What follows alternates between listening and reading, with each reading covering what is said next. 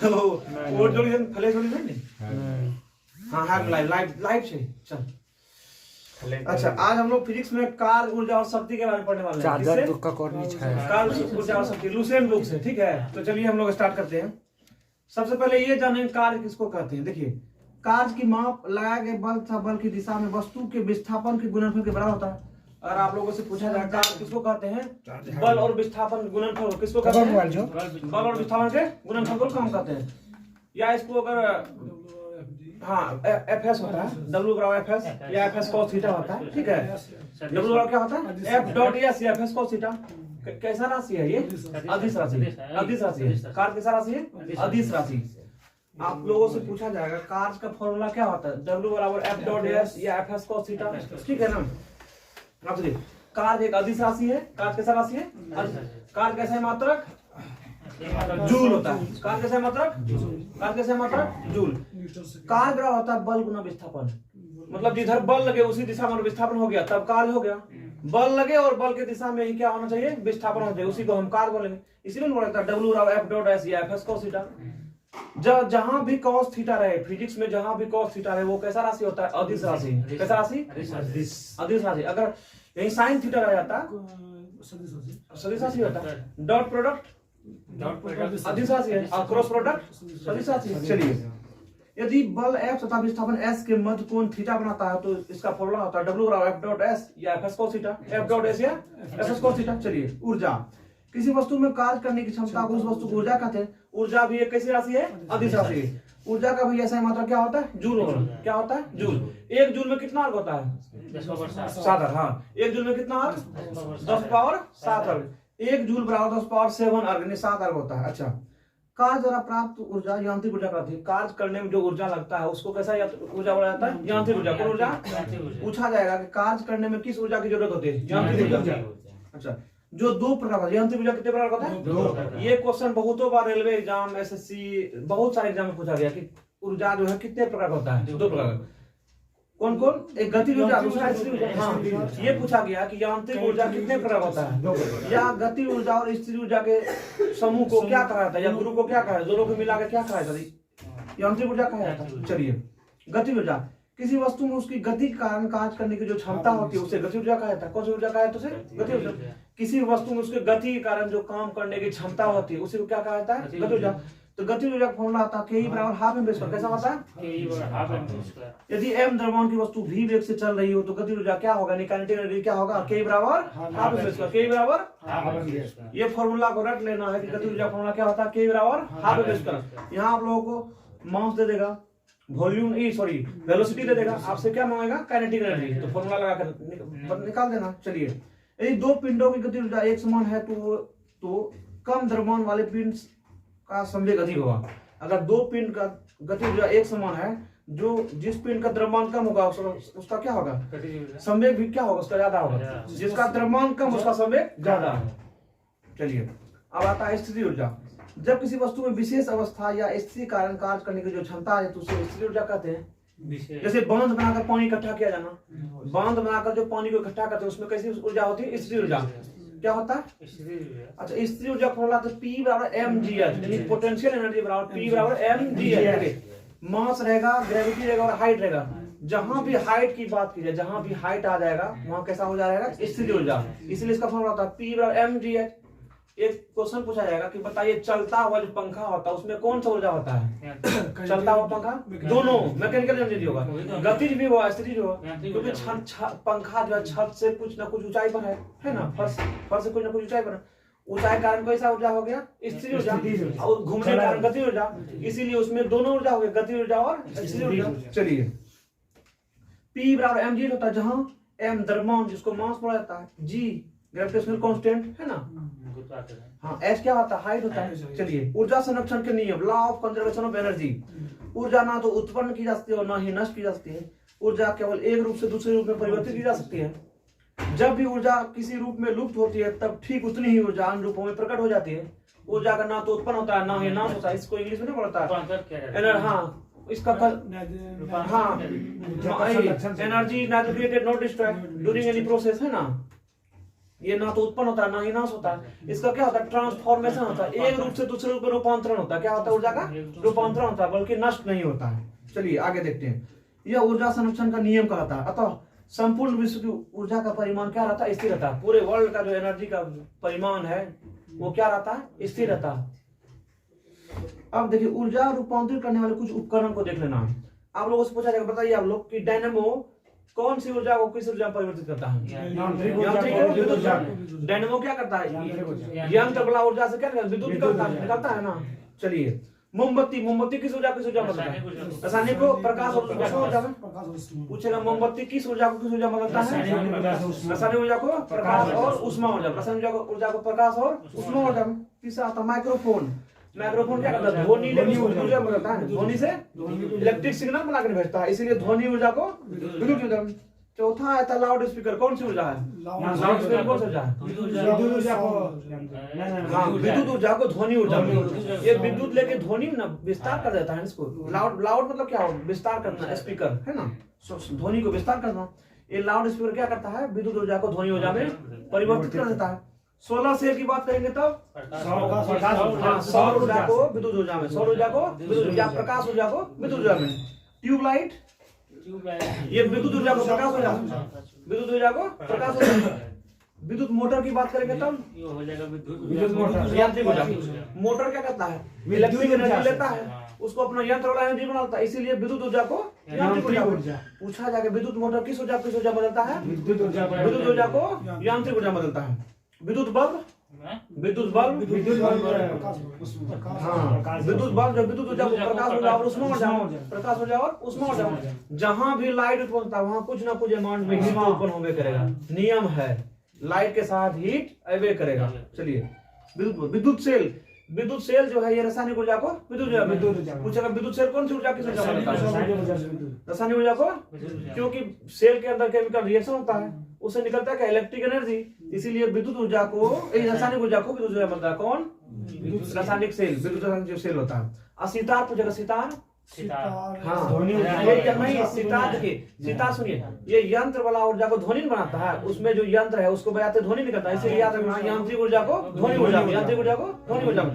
पूछा जाएगा सितार पूछे, बीना पूछे, जो भी पूछे, यांत्रिक ऊर्जा को ध्वनि ऊर्जा में। जितना भी मुंह हाथ से बजाने वाला सामान होता है वो यांत्रिक ऊर्जा को ध्वनि ऊर्जा में लगता है, यांत्रिक ऊर्जा को ध्वनि ऊर्जा में। चलिए अब शक्ति करने पड़ते हैं। अच्छा, संवेग और गति ऊर्जा में कुछ संबंध है। देखिए के बराबर होता है, काइनेटिक एनर्जी होता है P2m, इससे न्यूमेरिकल बनता है। ये रिलेशन को याद रखना है कि के बराबर P2m होता है। काइनेटिक एनर्जी और संवेग के बीच में मोमेंटम के बीच संबंध है, रिलेशन है कि के इक्वल होता है P2m, जहां P संवेग हो जाएगा, जहां P क्या संवेग। अच्छा, संवेग का फॉर्मूला क्या होता है आप लोग बताइए जरा। mv बराबर mv, मतलब मोमेंटम क्या होता है, मास इनटू वेलोसिटी। मास और वेलोसिटी का जो गुणनफल होगा, जो प्रोडक्ट होगा, वही संवेग होगा। चलिए, अर्थात संवेग को दुगुना करने पर गति ऊर्जा कितनी गुनी हो जाएगी, 4 गुनी। ये क्वेश्चन भी पूछा जाता है, बहुत बार पूछा गया, बहुत बार कि बताइए अगर किसी वस्तु की संवेग को दुगुनी कर दी जाए तो गति ऊर्जा क्या होगी, 4 गुनी हो जाएगी। संवेग को अगर दुगुना कर दें गति ऊर्जा कितना गुना हो जाएगा, 4 गुना। चलिए शक्ति के बारे में पढ़ते हैं। अच्छा, शक्ति क्या होता है, शक्ति का अगर बेसिकली फॉर्मूला देखिएगा तो होता है P बराबर W/T। P बराबर W/T, इसका परिभाषा होता है कार्य करने की दर को शक्ति कहते हैं। क्या कहते हैं, कार्य करने की दर को शक्ति कहते हैं। यदि किसी कर्ता द्वारा W का 30 में किया जाता है तो कर्ता की शक्ति P बराबर W/T होती है। शक्ति का सही मात्रक वाट होता है। क्या होता है, वाट। पूछा जाएगा शक्ति का सही मात्रक क्या होता है, वाट, जिसे वैज्ञानिक जेम्स वाट के संबंध में रखा गया था।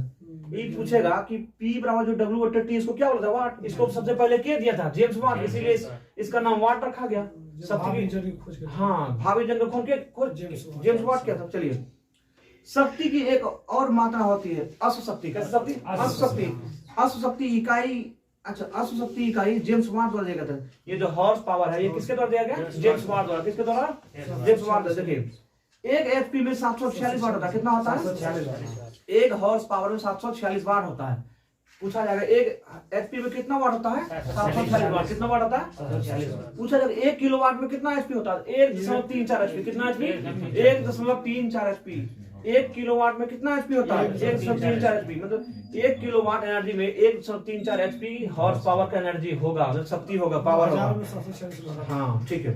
अब वाट सेकंड देखिए, अगर 1 किलोवाट घंटा पूछ ले कि 1 किलोवाट घंटा जो कितना एनर्जी जूल के बराबर होता है 3.6 गुना 10 पावर 6 जूल पूछे जाएगा 1 किलोवाट घंटा बराबर कितना होता है 3.6 गुना 1 किलोवाट घंटा बराबर 3.6 गुना 10 पावर 6 जूल। चलिए मेगावाट किलोवाट में, अच्छा ये सब एचपी शक्ति के मात्रा, लेकिन वाट सेकेंड वाट घंटा किलोवाट घंटा, अच्छा इसी में अगर सेकेंड घंटा समय अगर लगा देंगे ना वो हो जाएगा ऊर्जा का मात्रा। क्या हो जाएगा ऊर्जा का मात्रा। अगर विदाउट समय रहेगा, बिना समय का रहेगा, वो हो जाएगा शक्ति की मात्रा। क्या हो जाएगा शक्ति की मात्रा। चलिए इसको आज यही छोड़ देते फिजिक्स को, अब थोड़ा केमिस्ट्री पढ़ लेते हैं क्या, फिर अगला दिन गुरुत्वाकर्षण के नियम को पढ़ लेंगे। तो चलिए केमिस्ट्री शुरू करते हैं, छोटा सा चैप्टर आएगा केमिस्ट्री में, उसको देख लेते हैं आज, ताकि आज टाइम भी उतना नहीं है। अच्छा केमिस्ट्री चालू नहीं किए थे कभी, चलिए आज स्टार्ट करते हैं केमिस्ट्री को। तो सबसे पहले जानिए केमिस्ट्री क्या होता है।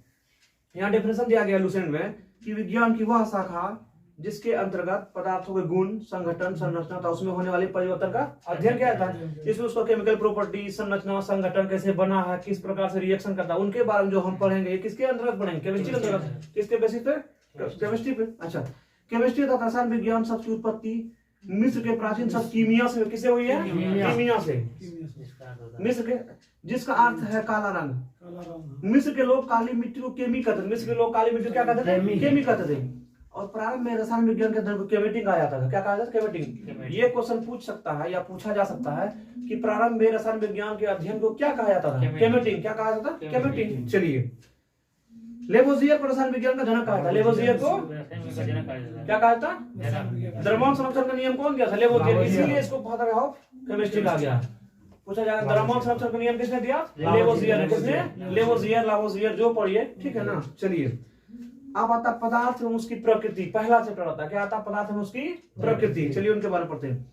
अच्छा बताइए पदार्थ क्या होता है। दुनिया में कोई भी वस्तु जो स्थान करता है, जैसे भार हो, जो रुकावट और दबाव डाले, जिसे हम अपनी ज्ञान इंद्रियों द्वारा क्या कर सकें, अनुभव कर सकें, वो क्या होता है, पदार्थ। सिंपली भाषा में जितनी चीजों को आप देख सकते हैं, आपसे छू सकते हैं, जो भी संज्ञा वो क्या है, पदार्थ है। चलिए दुनिया की कोई भी वस्तु जो स्थान घेरती हो, जिसका द्रव्यमान हो और जो अपनी संरचना में परिवर्तन का विरोध करता हो, पदार्थ का उदाहरण जल, हवा, बालू इत्यादि सब क्या है, पदार्थ है। चलिए प्रारंभ में भारतीयों और यूनानियों का अनुमान था कि प्रकृति की सारी वस्तुएं 5 तत्वों के संयोग से बनी है। प्रारंभ में जो यूनानी था या भारतीय, तो उनका कहना था ये जो पृथ्वी है, ये जो है सारी वस्तुएं, पृथ्वी जितनी भी वस्तुएं हैं सब 5 तत्व के संयोग से मिलकर बना। कितने तत्व है, 5 तत्व के संयोग से। कौन कौन सब देखिए, ये 5 तत्व है, क्षिति, जल, पावक, गगन और समीर। ये 5 तत्व कौन है, क्षिति, जल, पावक, गगन, समीरा। कहता है ना सत्संग में भी, वही है। भारत के महान ऋषि कनाद के अनुसार सभी पदार्थ अत्यंत सूक्ष्म कणों से बने हैं, जिन्हें परमाणु कहा जाता है। कनाद ने क्या कहा, जो भारत के महान दार्शनिक थे, ऋषि थे कनाद, उनके अनुसार कहा गया पदार्थ अत्यंत सूक्ष्म कणों से मिलकर बना। किनसे मिलकर बना, बहुत छोटे छोटे पार्टिकल से मिलकर बना हुआ, जिसको क्या कहा जाता है, परमाणु। क्या कहा है इसको, परमाणु। परमाणु मतलब उससे छोटा और नहीं हो सकता है। लेकिन डाल्टन आया, उसको भी छोटा करके दिखाते हैं, इलेक्ट्रॉन, प्रोटॉन, न्यूट्रॉन को खोज कर दिया, है ना। चलिए अब हम लोग पदार्थों का वर्गीकरण पढ़ते हैं। क्या पढ़ते हैं, पदार्थों का वर्गीकरण। इसको अंग्रेजी बोलते हैं क्लासिफिकेशन ऑफ मैटर। देखिए पदार्थ को हम 2 प्रकार से क्लासिफाई करते हैं, वर्गीकृत करते हैं। पहला भौतिक गुण के आधार पर, दूसरा रासायनिक गुण के आधार पर। अगर हम भौतिक गुण के आधार पर वर्गीकृत करते हैं तो पहला आता है ठोस, दूसरा द्रव, तीसरा गैस। अच्छा आप लोग भौतिक गुण समझते क्या होता है, भौतिक गुण मतलब बाहरी बनावट के आधार पर, है ना। आकार कैसा है, आयतन कितना होता है, स्थान घेरता है कि नहीं घेरता, इस आधार पर इसको क्लासिफाई करेंगे तो भौतिक गुण हो जाएगा। ये रिएक्शन कैसे करता है, इसमें कितना कंबशन किस चीजों का होता है, अगर इसको बेसिस में रख के बात करेंगे तो वो हो जाएगा केमिकल प्रॉपर्टी, है ना। चलिए भौतिक गुण के आधार पर पदार्थ 3 प्रकार के, पहला ठोस, द्रव और गैस। कितने प्रकार के संगम पूछा जाएगा कि बताइए भौतिक गुण के आधार पर पदार्थ को कितने भागों में वर्गीकृत किया गया, कमल 3 प्रकार। कौन कौन सा, ठोस, द्रव और प्रदीप जी, राहुल जी, चलिए ठीक है। रासायनिक गुण के आधार पर बताया जाएगा तो 2 प्रकार का होता है। पहला होता है शुद्ध पदार्थ, दूसरा होता है अशुद्ध पदार्थ। पहला होता है शुद्ध पदार्थ, दूसरा होता है अशुद्ध पदार्थ। पूछा जाएगा रासायनिक गुणधर्म के आधार पर पदार्थ को कितने भागों में बांटा गया है, 2 भाग में। पहला शुद्ध पदार्थ, दूसरा अशुद्ध पदार्थ। अब जो शुद्ध पदार्थ होता है फिर उनको 2 भागों में बांटा गया है।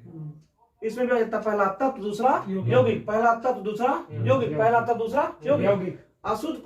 अशुद्ध पदार्थ की फिर बात करेंगे, इसमें एक ही आता है, मिश्रण आता है। क्या आता है, मिश्रण। फिर जब मिश्रण को हम क्लासिफाई करेंगे, ये 2 प्रकार का होता है, एक समांगी मिश्रण, एक विषमांगी मिश्रण। एक समांगी मिश्रण, दूसरा विषमांगी मिश्रण। चलिए फिर ये जो तत्व आता है, तत्व को भी दो भागों में बांटा गया, एक धातु होता है, एक अधातु होता है, उपधातु होता है ना। चलिए फिर ये जो यौगिक है, यौगिक इनको भी दो भागों में बांटा गया, एक कार्बनिक यौगिक, एक अकार्बनिक यौगिक, कार्बनिक यौगिक और अकार्बनिक यौगिक। इस प्रकार से पदार्थ को वर्गीकृत किया जाता है। समझ में आ गया?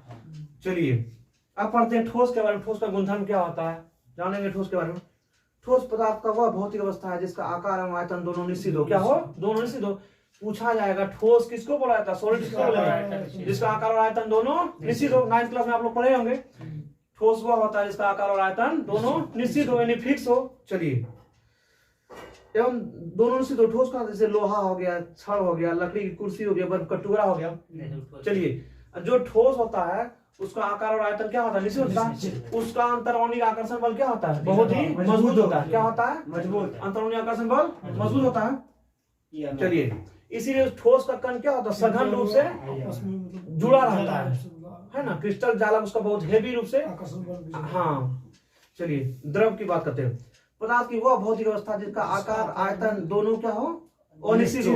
आकार भी अनिश्चित और आयतन भी नहीं, सॉरी, आकार अनिश्चित आयतन निश्चित। ठीक है। द्रव का क्या होता है, आकार अनिश्चित। क्योंकि देखिए अगर द्रव को आप ग्लास में रख देंगे, ग्लास का आकार लगेगा। लोटा में रख दीजिए, लोटा का आकार लगेगा। जग में रख दीजिए, जग का आकार लगेगा। इस प्रकार से क्या हो, द्रव का आकार अनिश्चित लेकिन आयतन निश्चित। आकार अनिश्चित, आयतन निश्चित, आकार अनिश्चित।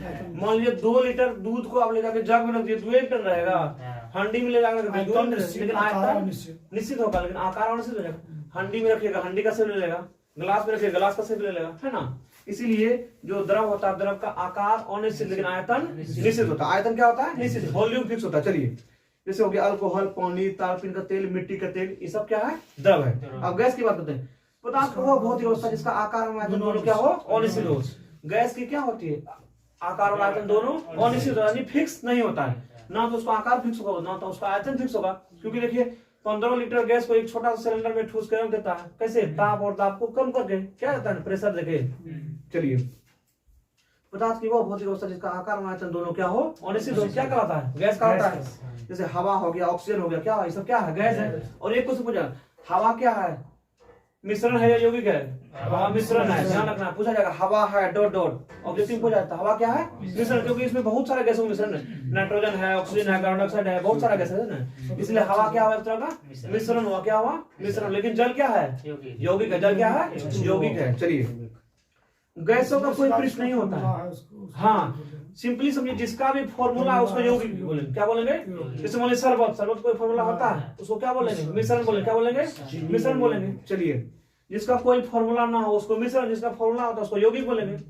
जो अकेले फॉर्मूला होता है उसको क्या बोलेंगे, तत्व बोलेंगे। क्या बोलेंगे उसको, तत्व बोलेंगे। जैसे H तत्व हो गया, हीलियम तत्व हो गया, है ना। चलिए गैसों का कोई पृष्ठ नहीं होता है, इनका विसरण बहुत अधिक होता है। गैसों का क्या होता है, विसरण, डिफ्यूजन, फैलता बहुत ज्यादा है। गैस क्या होता है, काहे फैलता है, पता ये काहे होता है विसरण ज्यादा? तो ठीक है, बहुत कम होता है। नहीं, उनके बीच जो अंतराण्विक आकर्षण बल होता है वो बहुत कमजोर होता है। क्या होता है, कमजोर होता है। इसलिए उनके अणु तेजी से फैल जाते हैं। और ठोस को फैलते कभी देखे क्या, काहे नहीं फैलता, उसके अंदर का अंतराण्विक आकर्षण बल उसको जकड़ के रखता है, उसको फैलने नहीं देता है। ठीक है ना। चलिए गैसों को कोई पृष्ठ नहीं होता, इसका विसरण बहुत अधिक होता है तथा इसे आसानी से संपीड़ित किया जा सकता है। गैस को आसानी से कंप्रेस कर सकते हैं। क्या कर सकते हैं, कंप्रेस किया जा सकता है। हाँ लेकिन ठोस को संपीड़ित कर पाएंगे, नहीं कर पाएंगे। द्रव को भी बहुत नहीं के बराबर, द्रव भी संपीड़ित नहीं किया, लेकिन सबसे ज्यादा संपीड़ित किसको किया जाता है, कंप्रेस, गैस को। किसको, गैस को। चलिए ताप एवं दाब में परिवर्तन करके किसी पदार्थ की अवस्था को बदला जाता है। जब ताप और दाब में परिवर्तन कर दीजिएगा किसी पदार्थ की अवस्था को हम बदल सकते। जैसे लोहा हो गया और इसको 33-34 डिग्री तक अगर इसको हीट कीजिएगा क्या होगा, सॉलिड है वो लिक्विड हो जाएगा। क्या बन जाएगा, लिक्विड, प्लाज्मा बन जाएगा, लिक्विड बन जाएगा, है ना। इसीलिए दिया है ताप एवं दाब में परिवर्तन करके किसी भी पदार्थ की अवस्था को बदला जा सकता है। परंतु इनके अपवाद जैसे लकड़ी, पत्थर, ये केवल ठोस अवस्था में रहते हैं। इसके अपवाद है, लकड़ी और पत्थर क्या रहता है, केवल ठोस होता है। अब लकड़ी को हीट भी कीजिए क्या वो जल जाएगा, द्रव कभी बन पाएगा, नहीं बन पाएगा। चलिए जल तीनों भौतिक अवस्था में रह सकता है। जल जो है ठोस में भी रहता है, द्रव में भी रहता है, गैस में रहता है। जब पानी को आप गर्म कीजिएगा वो एयर बन के उड़ेगा, वेपर बन के उड़ेगा, वो गैस हो जाएगा। जब पानी के फॉर्म पीते हैं जो वो लिक्विड हो जाएगा। उसको जब 0 डिग्री सेल्सियस पर ठंडा कर देंगे, बर्फ बन जाएगा, वो सॉलिड हो जाएगा। चलिए पदार्थ की तीनों भौतिक अवस्थाओं में निम्न रूप से सम होता है, ठोस से द्रव, द्रव से गैस, ये तीनों रूप में कौन होता है? जल होता है। जल ही एकमात्र ऐसा यौगिक है जो तीनों अवस्थाओं में पाया जाता है। चलिए, कुछ पदार्थ गर्म करने पर सीधे ठोस से गैस बन जाता है। पूछा जाता है क्वेश्चन कि बताइए कुछ पदार्थ ऐसे हैं जो सीधे गर्म करने पर ठोस से गैस बने, उनको क्या कहता है? ऊर्ध्वपात। हाँ, ऊर्ध्वपात। क्या कहता है उनको? ऊर्ध्वपात। और जो हाँ, और ये जो पदार्थ है उसको उत्पादित पदार्थ बोला जाता है। और ये जो प्रोसेस इसको क्या बोला? उत्पादन बोला जाता है। इसको उदाहरण देखिए, जैसे उत्पादन करते हैं आयोडीन हो गया, कपूर हो गया, नेपथलीन हो गया, अमोनिया हो गया, सब क्या है? उत्पादन होने वाला पदार्थ है। क्या है? पूछा जाएगा वह प्रक्रिया जिसमें ठोस सीधे गैस में परिवर्तित होता है। ठोस से सीधे गैस में, इस प्रक्रिया का नाम क्या है? ऊर्ध्वपातन। और ये जो पदार्थ है इसको क्या बोलेंगे? ऊर्ध्वपातित होने वाले पदार्थ बोलेंगे। चलिए, पदार्थ की चौथी अवस्था प्लाज्मा एवं पांचवी अवस्था बोस-आइंस्टीन कंडेंसर होती है। पूछा जाएगा पदार्थ की चौथी अवस्था कौन सी है? प्लाज्मा। हाँ, प्लाज्मा। और पांचवी अवस्था बोस-आइंस्टीन कंडेंसर। हाँ, सत्येंद्रनाथ बोस के नाम पर पड़ा बोस-आइंस्टीन। चलिए, तत्व के बारे में पढ़ लेते हैं। तत्व वह शुद्ध पदार्थ है जिसे किसी भी ज्ञात भौतिक व रासायनिक विधियों से ना तो दो या दो से अधिक पदार्थों में विभाजित कर सकता है और ना ही अन्य सरल पदार्थों के सहयोग से बनाया जाता है। तत्व वो है जिनको ना तो बनाया जा सकता है ना ही उसको अलग कर सकते। जैसे देखिए, अगर मान लीजिए वाटर को गर्म करने के हाइड्रोजन ऑक्सीजन अलग हो जाएगा ना, ऐसा है। सोना को गर्म कीजिए अलग चीज बन जाएगा, ऐसा होता है। इसीलिए ना तो हम तत्व को बना सकते हैं ना तो उसको दो या दो से अधिक पदार्थों में विभाजित कर सकते हैं। उसको क्या बोलेंगे? तत्व बोलेंगे। अच्छा, ये सोना, चांदी, ऑक्सीजन सब क्या है? तत्व। अब यौगिक देख लीजिए, कंपाउंड वह शुद्ध पदार्थ जो रासायनिक रूप से दो या दो से अधिक तत्वों के एक निश्चित अनुपात में रासायनिक संयोग से बनता है। यौगिक क्या होता है? दो या दो से अधिक तत्व जब एक निश्चित अनुपात में रासायनिक संयोग से बनता है तब क्या बनता है? यौगिक बनता है। जैसे कि हाइड्रोजन H2O होता है हमेशा, H2O हमेशा दो हाइड्रोजन एक ऑक्सीजन का परमाणु लेंगे तब ये जल बनेगा। ये रेशियो फिक्स है 2:1 हमेशा। जब हाइड्रोजन का 2 मॉलिक्यूल लेंगे, ऑक्सीजन का 1 मॉलिक्यूल लेंगे तब ये जल बनेगा। अगर 1 मॉलिक्यूल हाइड्रोजन का ले लेंगे, 1 मॉलिक्यूल ऑक्सीजन का लेंगे, कभी जल बन पाएगा? नहीं बन पाएगा। इसलिए यौगिक में क्या होता है? उनके अवयवी तत्वों का अनुपात फिक्स होता है। क्या होता है? अवयवी तत्वों का अनुपात फिक्स होता है। चलिए, यौगिक के गुण उनके अवयवी तत्वों के गुण से भिन्न होता है। हाँ, अब देखिए, यौगिक का जो गुण होता है उनके अवयवी तत्वों के गुण से भिन्न होता है। जैसे मान लीजिए हाइड्रोजन का काम अलग है, ऑक्सीजन का काम अलग है ना? उनसे मिलकर जल बनता है, उनका काम क्या होता है? अलग होता है। इसीलिए यौगिक का जो गुण होता है उनके अवयवी तत्वों के गुण से क्या होता है? भिन्न होता है, यानी अलग होता है। चलिए आगे देखते हैं। मिश्रण वह पदार्थ जो दो या दो से अधिक तत्वों या यौगिकों के किसी भी अनुपात में मिलाने से प्राप्त होता है, उसको क्या बोलेंगे? मिश्रण। मिश्रण का क्या हो? जितना हम मिला दिए, 2 किलो पानी में 1 किलो चीनी मिला दिए, या आधा किलो चीनी 2 किलो पानी मिला दिए, कोई दिक्कत ना है। किसी भी अनुपात मिलाइए वो मिल जाएगा, उसको क्या बोलेंगे? मिश्रण बोलेंगे। क्या बोलेंगे? मिश्रण। जिसको किसी भी अनुपात में मिला दिए वो क्या बन जाएगा? मिश्रण बन जाएगा। चलिए, मिश्रण का फॉर्मूला नहीं होता है, पहचान है। मिश्रण का कोई फॉर्मूला नहीं होता। जैसे शरबत हो गया, वायु का कोई फॉर्मूला होता है? नहीं होता है ना। इसलिए क्या है? मिश्रण है। यौगिक क्या क्या क्या पहचान है? जिसका एक निश्चित, हाँ, इसको निश्चित अनुपात बनने का है, लेकिन उसका क्या होता है? फॉर्मूला होता है। क्या होता है? एक फॉर्मूला होता है, रासायनिक सूत्र होता है। चलिए, आप मिश्रण पढ़ लिए तो मिश्रण 2 प्रकार होता है। कितने प्रकार का? 2 प्रकार। पहला समंगी, दूसरा विषमंगी। समंगी मिश्रण में क्या होता है? चलिए पढ़ते हैं। निश्चित अनुपात में अवयवों को मिलाने से समंगी मिश्रण का निर्माण होता है। इसके प्रत्येक भाग के गुणधर्म एक समान होते हैं। प्रत्येक भाग का गुणधर्म क्या होगा? एक समान होगा। चीनी या नमक का जलीय विलयन, देखिए, जब चीनी और नमक को आप बाल्टी में घोल दीजिएगा, चाहे चीनी वाला पानी ऊपर से लीजिए नीचे से लीजिए, दोनों सेम मीठा देगा या सेम नमकीन देगा। मतलब वैसा विलयन जिसके हर भाग का जो है ना गुणधर्म समान होगा। क्या होगा? समान होगा। उसको समांगी बोलेंगे। क्या बोलेंगे? सीधा समय मिलकर एक समान हो जाएगा, उसको समांगी बोलेंगे। अब इस समांगी में क्या होता है? और निश्चित अनुपात में अवयवों को मिलाने से भी समांगी मिश्रण का निर्माण होता है। इसके प्रत्येक भाग के गुण एवं उनके संगठन भिन्न भिन्न होते हैं। जैसे कुहासा हो गया, क्या होता है? मिश्रण, विषमांगी मिश्रण। कैसा मिश्रण है? विषमांगी। कैसा मिश्रण है? विषमांगी मिश्रण। चलिए, तेल और पानी का मिश्रण, ये कैसा है? विषमांगी। कभी मिलेगा? नहीं मिलता है। ऊपर में तैरते रहता है पानी, लेकिन ये तेल में तैरते रहता है, पानी नीचे रहता है। चलिए, जब किसी मिश्रण में पानी मिलाने पर इसका भारी घटक अवक्षेपित हो जाता है, इस प्रक्रिया को अवसादन कहा जाता है, सेडिमेंटेशन। जब किसी मिश्रण में पानी को मिलाने पर इसका भारी घटक जो होता है वो अगर नीचे जम जाता है, इस प्रक्रिया क्या बोलेंगे? सेडिमेंटेशन। क्या बोलेंगे उसको? सेडिमेंटेशन। नमक और पानी को मिला दिए, मिक्स कर दिए, उसको कुछ देर आप पानी को छोड़ दिए तो क्या होगा? धीरे धीरे नमक नीचे जम जाएगा ना। या चीनी और पानी मिलाइए, धीरे धीरे क्या होगा? नीचे जमेगा ना। नीचे जो जमने का जो प्रक्रिया होता है, जो तलछट होता है, तली में जाकर जम जाता है, उसको क्या बोलेंगे? सेडिमेंटेशन। क्या बोलेंगे उसको? या इसी को अवसादन बोला जाता है। मतलब अवसाद जो नीचे बढ़ जाता है, क्या होता है? अवसाद नीचे बढ़ जाता है, जम जाता है, इसी को अवसादन बोलेंगे। चलिए, मिश्रण को अलग करने की कुछ प्रमुख विधियां इसी को पढ़ लेते, इसको छोड़ देंगे। चलिए पहला देखिए रवाकरण। इस विधि के द्वारा अकार्बनिक ठोस मिश्रण को अलग किया जाता है। पूछेगा रवाकरण विधि द्वारा किसको अलग किया जाता है? किसको? अकार्बनिक ठोस को। ये क्वेश्चन एक दरोगा पूछा गया था इसी से, मिश्रण को अलग करने की जो विधि है ना, इसी टॉपिक से क्वेश्चन पूछा गया था, आएगा बताएंगे। हाँ, इस विधि द्वारा अकार्बनिक ठोस मिश्रण को अलग किया जाता है। इस विधि में अशुद्ध ठोस मिश्रण को उचित विलायक के साथ मिलाकर गर्म किया जाता है। गर्म अवस्था में एक कीप द्वारा छान लिया जाता है। छानने के बाद विलयन को कम ताप पर धीरे ठंडा किया जाता है। ठंडा होने पर शुद्ध पदार्थ क्रिस्टल के रूप में विलयन से पृथक हो जाता है। उसके बाद जैसे शर्करा और नमक के मिश्रण को इथाइल अल्कोहल में 348 डिग्री केल्विन ताप पर गर्म करने पर इस विधि द्वारा अलग किया जाता है। ठीक है ना? इतना केल्विन ताप पर गर्म करे क्या होगा? अलग हो जाएगा, उड़ जाएगा। जैसे मान लीजिए जो वाटर है वो क्या होगा? उड़ जाएगा, अल्कोहल अलग बढ़ जाएगा। ये पूछा जाएगा कि बताइए रवाकरण विधि द्वारा किसको अलग किया जाता है? कार्बनिक और अकार्बनिक। अकार्बनिक पदार्थ अलग किया जाता है। किसको? अकार्बनिक पदार्थ अलग। दूसरा आता आसवन विधि। जब दो द्रवों के क्वथनांकों में अंतर बहुत अधिक होता है, जब दो द्रव का क्वथनांक में अंतर क्या होगा? बहुत अधिक होता है, तो उसके मिश्रण को आसवन विधि से क्या करते हैं? पृथक करते हैं। किसको करते हैं? ये पूछा जाएगा कि आसवन विधि द्वारा किन द्रवों को अलग करते हैं? जिनके क्वथनांक में बहुत अधिक अंतर हो। हाँ, उनके मिश्रण को आसवन विधि द्वारा पृथक करते हैं, अर्थात यह द्रवों के मिश्रण को अलग करने की विधि है। इसका प्रथम भाग वाष्पीकरण, पहला भाग जो होता है, प्रथम पार्ट जो होता है वो इवेपोरेशन होता है। क्या होता है? वाष्पीकरण। और दूसरा होता है वो संघनन। दूसरा क्या होता है? संघनन, कंडेंसेशन। दूसरा क्या होता है? संघनन। संघनन क्या हुआ? भाप को अगर ठंडा करके पानी बना दिए, संघनन हो गया। क्या हो गया? पूछेगा संघनन क्या होता है?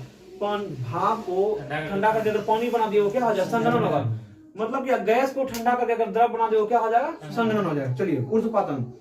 इस विधि द्वारा ऐसे ठोस पदार्थों के मिश्रण को अलग करते हैं जिसमें एक ठोस ऊर्ध्वपातित हो, दूसरा नहीं हो। जैसे इस विधि से कपूर, नेपथलीन, अमोनियम क्लोराइड, एंथ्रासीन, इस सब को क्या करते हैं?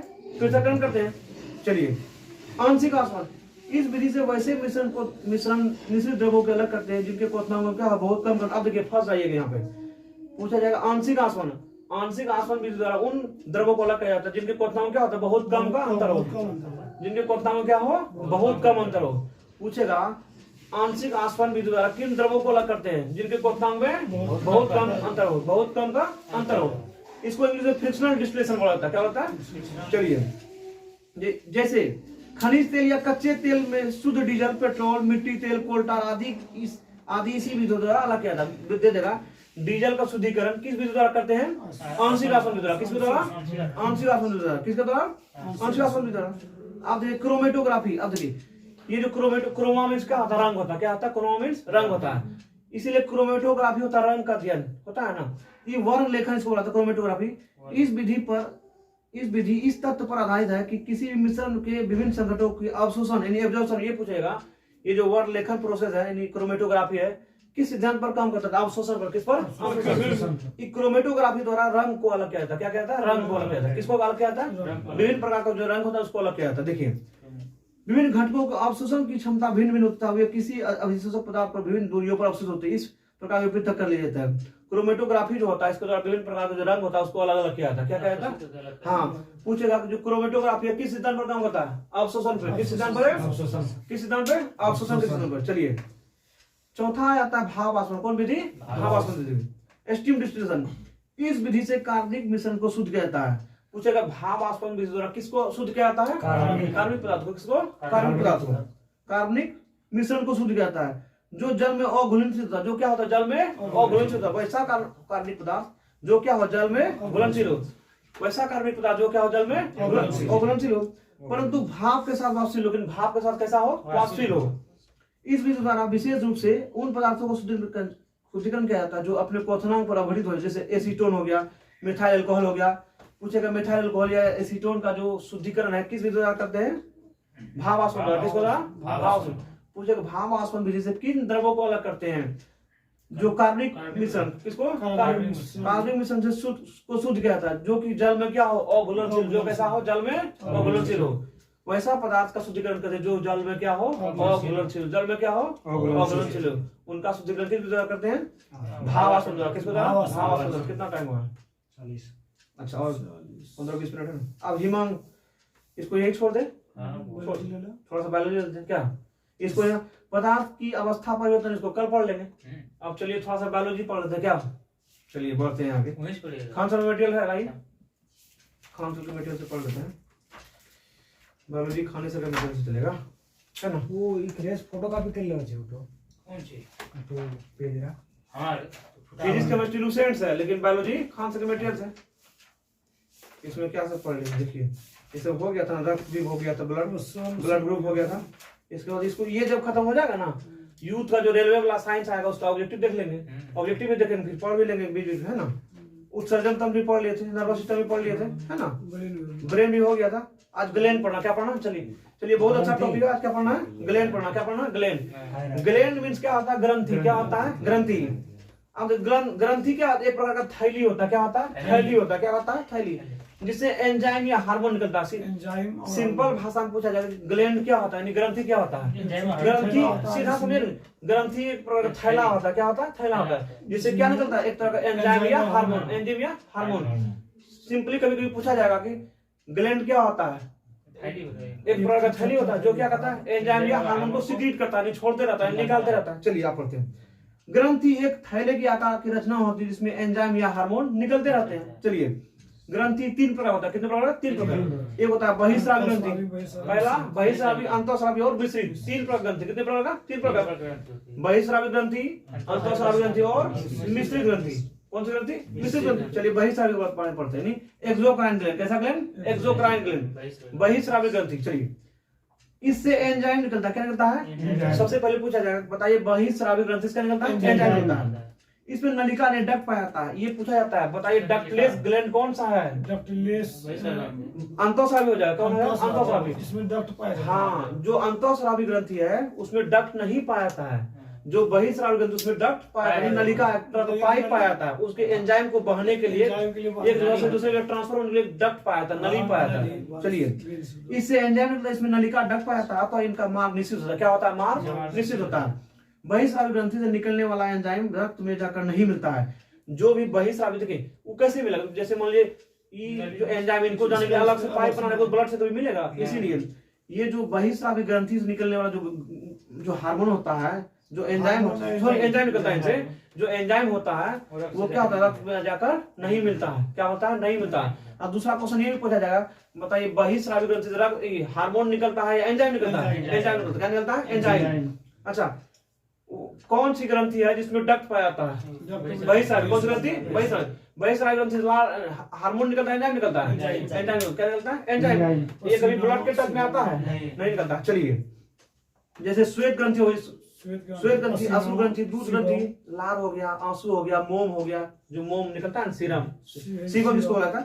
अच्छा पसीना, सीबम, है ना, कीचड़ जो आंख में कीचड़ निकलता है, ये सब कैसा है, बहिस्रावी ग्रंथि का। कैसा है, बहिस्रावी ग्रंथि को, इनसे क्या निकलता है, एंजाइम निकलता है। अब दूसरा है अंतःस्रावी। अच्छा बहिस्रावी ग्रंथि में ही लीवर आया था। चलिए लीवर को पढ़ लेते हैं, है ना। लीवर पूछा जाएगा, हमारे मानव शरीर की सबसे बड़ी ग्रंथि कौन सी है, लीवर। कौन सी है, लीवर। यह सबसे बड़ी ग्रंथि जो बहिस्रावी है, यह उदर गुहा में दाहिनी ओर, उदर गुहा में दाहिनी ओर पाई जाती है। यह फाइब्रिनोजन था, हेपरिन का संश्लेषण करता है। पूछेगा कि लीवर जो है किसका संश्लेषण करता है, फाइब्रिनोजन और हेपरिन का, फाइब्रिनोजन और हेपरिन का, प्रोथ्रोम्बिन में होता है। अच्छा हेपरिन का क्या काम है बताइए तो, हाँ बॉडी के अंदर में जो ब्लड है उसको जमने नहीं देता। हेपरिन का काम है जो शरीर के अंदर जो ब्लड होता है उनको जमने नहीं देता, उनको थक्का बनने नहीं देता।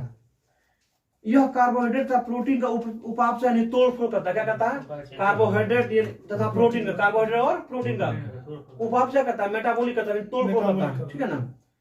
जो विटामिन वसा में घुलनशील होते हुए लीवर में संचित होते हैं, जो भी विटामिन वसा में घुलेगा, वसा में कौन कौन सा विटामिन होता है, बीसी को छोड़ के ए डी ई और के, कौन कौन, विटामिन ए हो गया, डी हो गया, ई और के, विटामिन ए डी ई और के। ये कैसा होता है, वसा में घुलनशील होता है। जो भी विटामिन वसा में घुलनशील होगा वो कहाँ स्टोर होगा, लीवर में। कहाँ स्टोर होगा, लीवर में।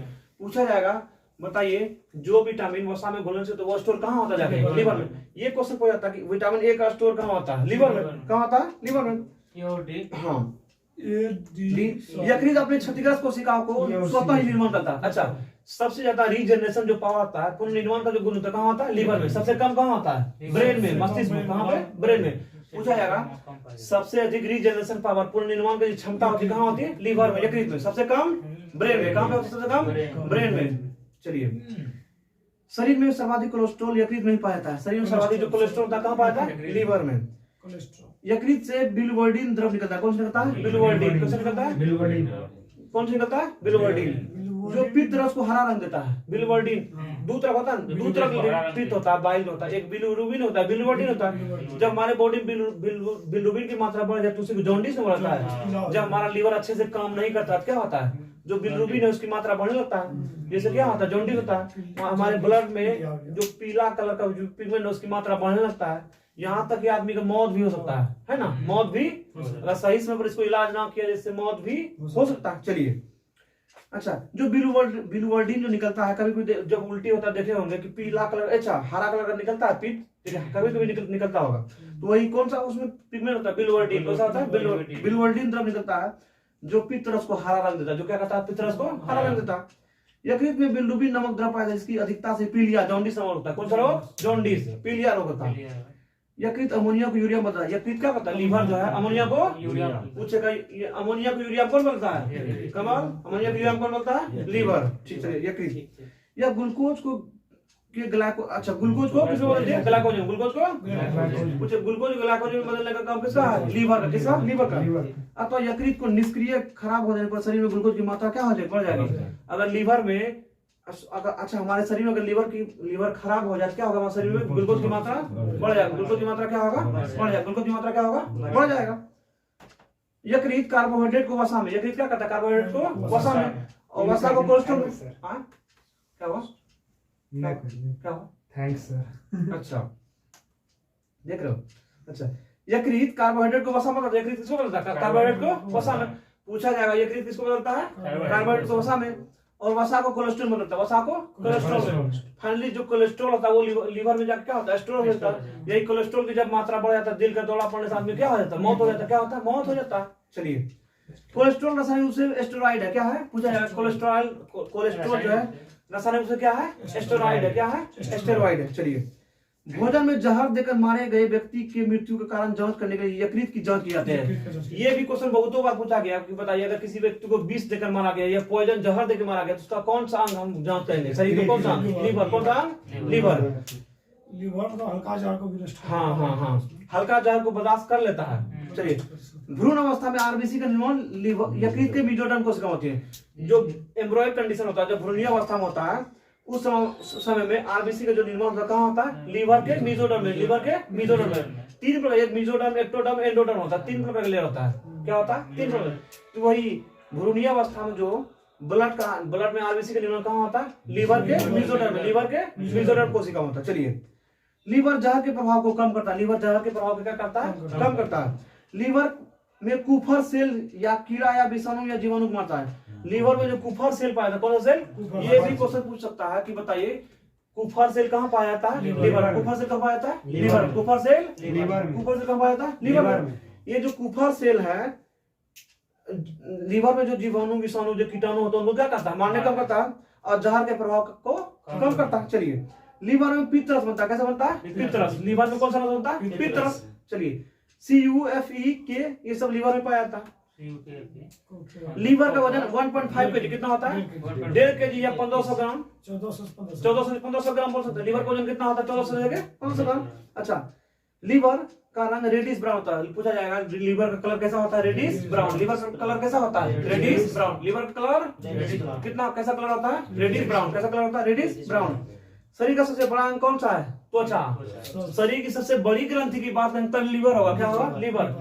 लोग गलती से मार देता है, जोश में होश खो देता है, इसीलिए पूछा जाएगा शरीर की सबसे बड़ी ग्रंथि लीवर, लेकिन शरीर का सबसे बड़ा अंग त्वचा। सबसे बड़ा अंग त्वचा।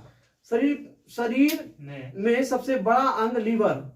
अंग नहीं, यहाँ क्या? हाँ, अच्छा, शरीर का सबसे बड़ा अंग पूछेगा स्किन, त्वचा, और शरीर में सबसे बड़ा अंग लीवर। या पूछा जाएगा शरीर की सबसे बड़ी ग्रंथि लीवर। शरीर की सबसे बड़ी ग्रंथि लीवर। चलिए, लीवर में एल्बुमिन प्रोटीन पाया था। कौन सा प्रोटीन पाया था? एल्बुमिन प्रोटीन, जो खनिज पदार्थ को रक्त में प्रवाहित होने में सहायक होता है। लीवर में कैसा प्रोटीन पाया था? Albumin protein. कैसा प्रोटीन?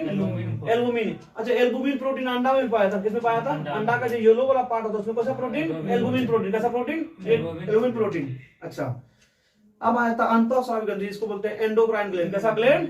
Endocrine gland. कैसा ग्लैंड? Endocrine gland. चलिए, एंडोक्राइन के बारे में पढ़ते हैं। देखिए एंडोक्राइन ग्लैंड की बात करेंगे, थैलमस ग्लैंड होता है, पिनियल ग्लैंड होता है, थाइमस ग्लैंड होता है, हाइपोथैलेमस होता है, पिट्यूटरी होता है, थायराइड होता है, पैंक्रियास होता है और एड्रिनल ग्लैंड। ये सब सारा कैसा ग्रंथि है?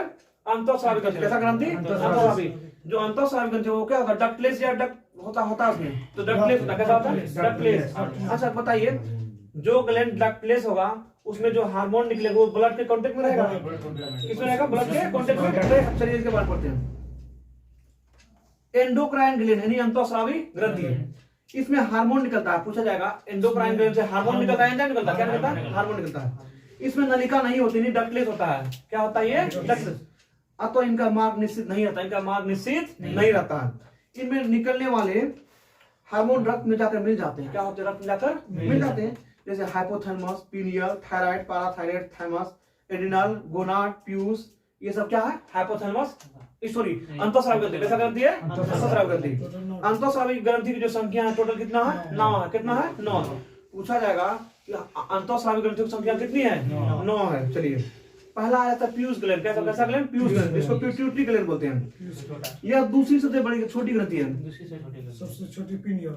हाँ, दूसरी सबसे छोटी ग्रंथि पीनियल ग्लैंड, आप दूसरी सबसे छोटी पीयूष ग्रंथि, जो कि अंतःस्रावी, इसका भार 0.6 ग्राम होता है। कितना होता है? 0.6 ग्राम। पूछेगा पीनियल ग्लैंड जो सॉरी पिट्यूटरी ग्लैंड, उसका वजन कितना होता है? 0.6 ग्राम। यह मस्तिष्क के आधार तल ने बीचों बीच पाया जाता है। यह शरीर के विभिन्न क्रियाकलाप को नियंत्रित करता है। पीयूष ग्रंथि बॉडी के विभिन्न प्रकार की एक्टिविटी क्या करता है? कंट्रोल करता है, नियंत्रित करता है। क्या करता है? नियंत्रित करता है। हाइपोथैलेमस की बात। हाँ, यह शरीर के विभिन्न क्रियाकलाप को नियंत्रित करता है। अतः इसे मास्टर ग्लैंड भी कहते हैं। मास्टर इसमें 11 प्रकार के हार्मोन निकलते हैं। कितने प्रकार के? 11 प्रकार के। पूछेगा कि पीयूष ग्रंथि से कितने प्रकार हार्मोन निकलते हैं? मास्टर ग्लैंड किसको बोलता है? पीयूष ग्रंथि। किसको? मास्टर ग्लैंड किसको बोलता है? पीयूष ग्रंथि को।